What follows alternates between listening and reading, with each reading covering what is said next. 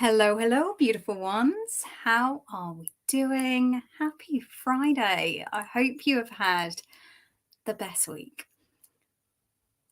Bear with me one moment while I find the video in the group, make sure that I'm live in the right place. Hey, there I am. Let me pin that. There we go. That way I can see any of your comments or questions as they come through. And as you hop on and join me, even if you're watching on replay, say hello, tell me how you are. Are you looking forward to next week? I would love to know. I am super excited about sharing this week with you.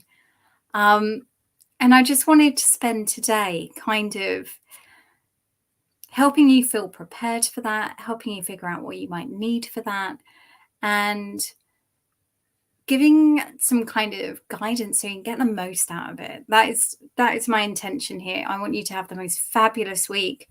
I want you to come away with many tools that you can come back to time and time again whenever you need them, and to find the things that really work for you and you want to incorporate into your morning practice.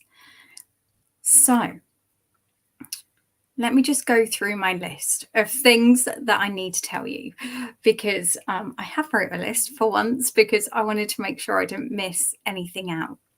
But number one, first thing that I wanted to invite you to do, if you haven't already, even if you're on my mailing list, if you haven't already, please sign up using the link.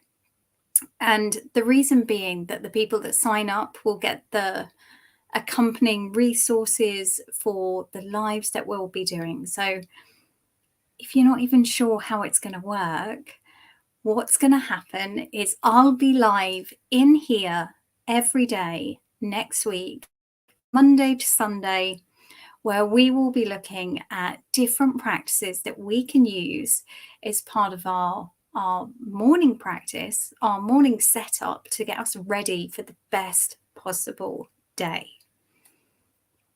Now, obviously, that doesn't mean there won't be challenges and things that we come across in that day, but it means that we'll be in the right mindset, we'll be in the right energy, we'll be going into that day with the right fuel within us in order for us to get the most out of that day. So number one, if you haven't already, please sign up if you want to receive the resources that will be going along with it. What that will also mean is each day you will get a link to the video, so the recording of the video. So if there's ever anything that you want to come back to, you've got them there in one place in your inbox. So please sign up if you want the resources, because next week's going to be a super busy week for me. I've got lots going on. And so although, you know, if you say to me, oh, can you send me the link for that? I may not have capacity to do it. So if you want the resources, please sign up, number one. Number two, I wanted to kind of tell you what this is not before we go into it. What this is not going to be is a big, long list of things you have to have in your morning practice. I believe that we will all find at different points during our journey, we all need different things. And we're lucky enough to live in a time and an age where we've got access to so much wisdom, so many beautiful practices.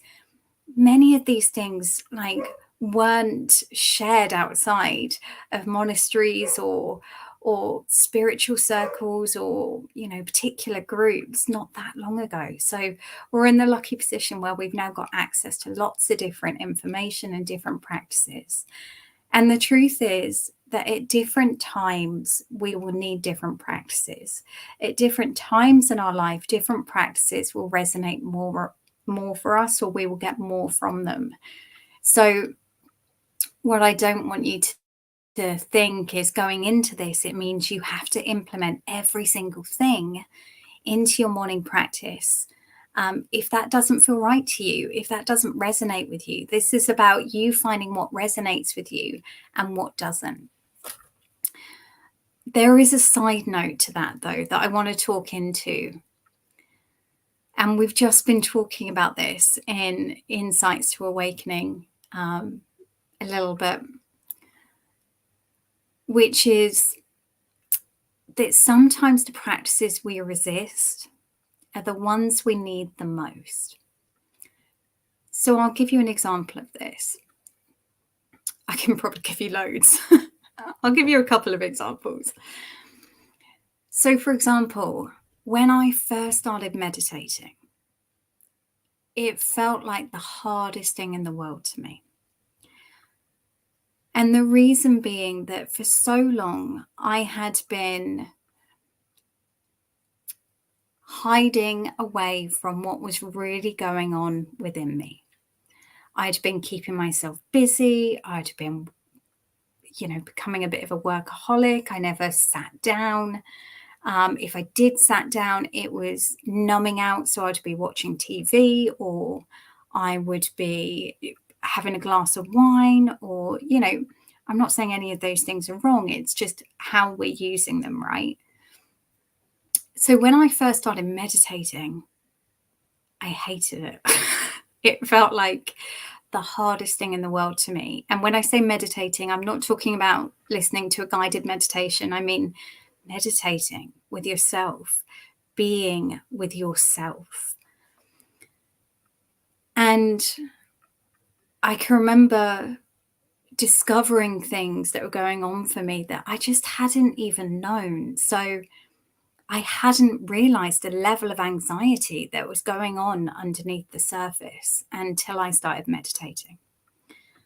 I didn't realize how negative or judgmental my thoughts had been towards myself and others until I started meditating. So my point being, if you're feeling resistance to a practice, ask yourself why. Why might that be? Not from a place of judgment, but why might that be? Why am I resisting this? What's that about? Because often it's practices that we resist that tend to give us the most benefit. Not always, but sometimes. And I'll give you another example of this. So like I was saying, we've just done, Insights for Awakening is our meditation teacher training, and we've just had this week's workshop. And we've been exploring metta meditation, which is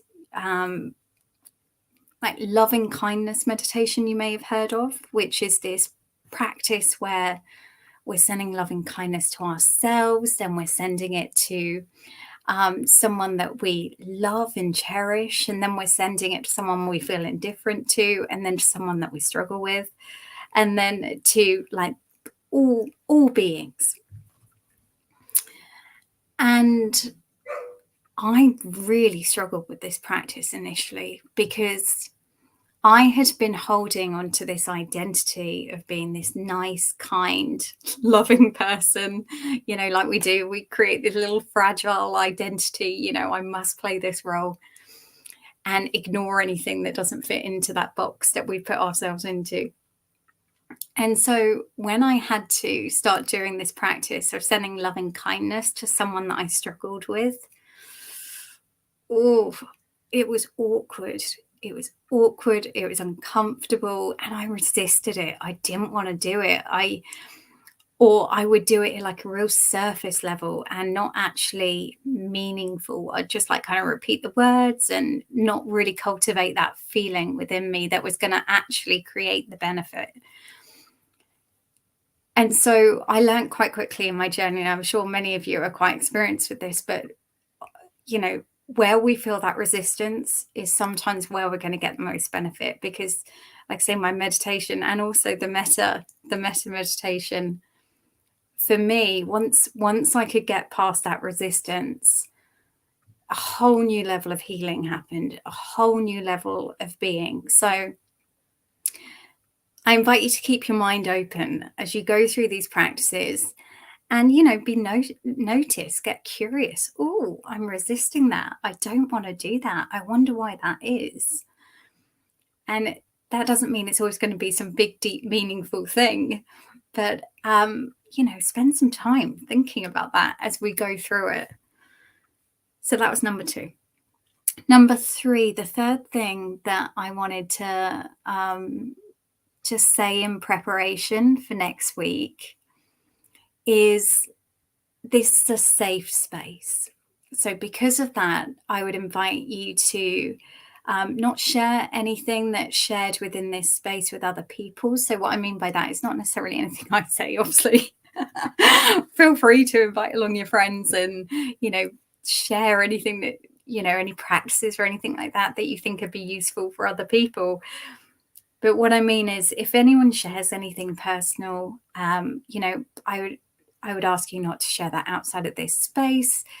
And an extension of that is also, there's a couple of things that are an extension of this being a safe space. The other thing is obviously no judgments. If someone shares something, try not to jump in and say anything that might be considered judgmental. But the other part of that is try not to offer advice either.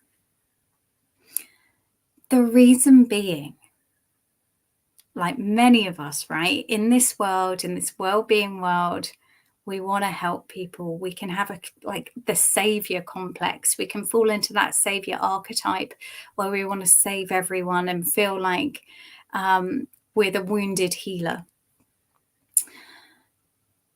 But the truth is, that's about our ego. That isn't about helping the other person, and we're taking their power away.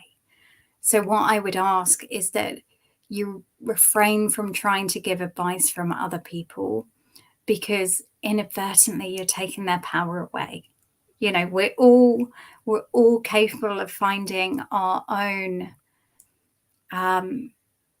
We're all designed to go on this healing journey, to go through this process, and that comes from our own power, not from someone else trying to save us. So if you find yourself, and this can be a really interesting contemplation as you go through the week, if you find yourself wanting to, right? I can fall into this trap, wanting to save someone else, wanting to oh, well, you just need to do X, Y, and Z. Inadvertently, we're hindering, not helping. So, please help create this safe space as we go through the week.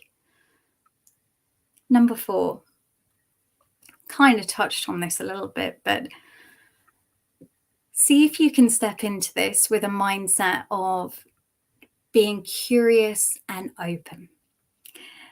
And so what I mean by that is, as we go through these practices, you're likely to see thoughts come up in your mind, judgments come up in your mind. And seeing if you can look at those thoughts from a lens of curiosity, as opposed to, I've had that thought, it must be true. We all know, right? We all know our thoughts aren't true. We don't have to believe them. My mind comes up with crazy rubbish half the time. So as you go into this, notice if you're putting judgments on yourself, if you're putting judgments on others, if you're putting judgments on practices, if you're writing things off, if you're labeling things in a certain way. See if you can navigate this week with that mindset of curiosity and, oh, that's interesting. I noticed that when that person said this, I thought this, or I had this reaction, or this emotion came up for me. What might that be about? So, really trying to cultivate that curiosity mindset, as opposed to taking your thoughts as gospel, because we all know that's a dangerous road, right? And that's why, the world's in such a state half the time, is because most people have forgotten to question themselves, forgotten to question that actually there might be a different perspective. There might be a different way of looking at this. So seeing if you can take that curiosity into yourself as you go through this week, as you start labeling yourself or practices or other people. Number 5, I would highly recommend that you, if you haven't already, get a journal so that you can note down your experiences. that's not necessarily so you can come back to them, although you may want to, but when I say note down your experiences, I don't mean necessarily oh, this is to practice writing it out. But, what was your experience of that practice? What came up for you somatically? What came up in your body? What emotions started to rear their head? What kind of thoughts came up in your mind? What were the judgments that you started placing? Or, because these things can show us a pattern of behavior that perhaps we're playing out in our life and might be holding us back. So the more that we can start to see these pieces and the patterns that we're doing, the more information we've got to grow and learn from these things and change these things that are perhaps keeping us in a situation that doesn't feel happy or healthy or useful. So get a journal if you haven't already, or I highly recommend you do. Number 6. This seems like an obvious one. It's often the one that we struggle with the most. But try to make time for it, right? So do whatever you need to do to make that happen. But one of the mistakes I used to make, I'd say I was going to do something. So I'd say I would do an event, or, whether it's free. Often when it was paid, I was more committed. But I'm very aware this is a free event. And so when it's a free event, in our heads, we can tell ourselves it's less important or less valuable. The truth is, this could easily be a paid course. So on that basis, I would ask you to really put the time aside, because you will get immense value from this week if you, put aside, the truth is, I do like to talk. So I would say probably a maximum of an hour. I can't see us going over an hour any single day, but I do want us to experience the practices together, but also give you context behind them and help you understand how not only would this practice be used, but the benefits and the potential outcomes of a particular practice, which will then give you more information on whether that's a practice that's going to be useful for you right now, whether it's aligned to what you're trying to achieve or what you're hoping to get out of this. So if you can put aside, say, maximum of an hour a day, bearing in mind we've got 24 hours in a day, we can all spare an hour for ourselves, right? I'm saying that as, a busy mum of 3, with a dog and a business and a husband. We can all spare an hour a day if we really want to. So please pop it in your calendar. Do what you need to do to make it a reality. If you can't attend live, that's absolutely fine. But see if you can still follow along on the day that we're doing it, because the cumulative benefits you will receive from doing these different practices each day, you'll start to notice. So it's really worth doing if you can. I did kind of touch on this in the last point, but number 7, I understand not everyone's going to be able to attend live when it's happening. But if you can, if you're available that time, that day, please attend live, because it's lovely to see you. It's lovely to get your questions. It's lovely to get your interaction. But it also means for you that it gives you the opportunity to have your questions answered by me. And you really get that kind of community sense, which is a whole new level of benefit. There's a whole new level of benefit when we're doing practices in community as opposed to doing these things on our own. And you'll notice that next week. And that's been a big part of my journey is, the Buddhists talk about this idea of Sangha. We need that community element when it comes to our own growth, people that are aligned to what we're trying to achieve or aligned to the growth that we're looking to experience. So If you can attend live, it really does make a difference to you. If you can't attend live, then still interact with the video as if it was live. And that will also give you the sense that you're there with us, because, you know, theoretically you are. And it also means that when you're interacting with the video, that you're more likely to retain the information that's being passed on. So attend live if you can. If not, interact. And the only thing I would ask is that if you do watch the videos, give it a little like or love heart, and it just means the algorithm will make sure that the other people in the community are more likely to see it, so they're more likely to be able to access that video. I think that's it, other than enjoy. It is going to be a week of, like I say, it's going to be a week of exploring different practices that we can include in our morning practice. And I'll be honest, I wrote this out like 5 different times. Like, I had the agenda set in my head. We were going to do it this way. And then the next day I tweaked it a little bit more. And then I tweaked it a little bit more.